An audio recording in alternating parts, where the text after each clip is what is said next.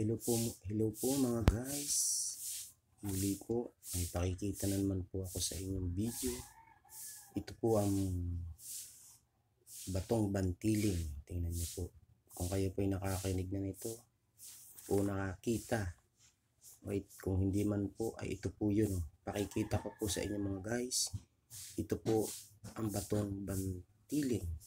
Ang batong bantiling po, ang palatandaan ay nagbablock na may halong brown. Na ang pangatlo pong number 1 palatandaan dito ay makikita pong may mga makikinang po itong bagay na nakadikit o sa loob. Hindi lang po makitang maigi dito sa video, pero pag ito po ay nakakuha kayo, yun po ang isang ibibigay ko sa inyo palatandaang number 1. Ang napakakinang po nito. Tingnan lang po natin, makikita niyo po yan. Ayan po, makikita niyo po yung mga nasagot na yan. Ayan, na nanginginan. Ayan, yan po, yun po yun. Yan po mga guys, o yan. Kita niyo po, nasagot sa video. Sa ilaw, dahil nakailaw po ako. Ayan mga guys, tingnan niyo po. Ayan, ayan po. Yan po ang batong bantiling. Kita niyo po, ano po. Hindi po ito yung bato sa minahan.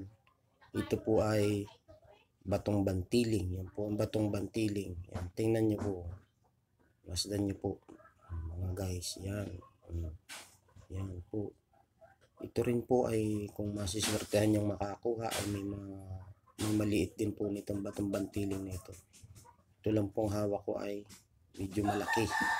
Malaki po. Tingnan nyo po. Makikita nyo po yung kinaw ng batong bantiling. Ang mga kinagagamitan niyo po nito mga guys ay napakarami po, dahil isa po itong round. Isa po itong napakagandang gamit din, ang batong bantiling. Pangontra, sa kulang, barang, gaway, ay mga karamdaman, nakakagamot po ito. Ito po ay may mga pamamaraan kung paano gamitin.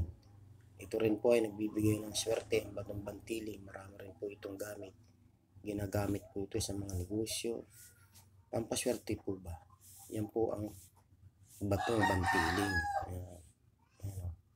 Ayan o, kita niyo po ang kinang ano po. Ayan yan mga guys. Yan po ang batong bantiling. Ayan. Napakaganda pong gamit mga guys. Ayan po. Hindi lang po dito o saan man po mayroon nitong batong bantiling. Kung masiswertehan nyo sa lugar nyo, malay nyo po maswertehan nyo mga guys. Yan po. Makakuha po kayo. Yan.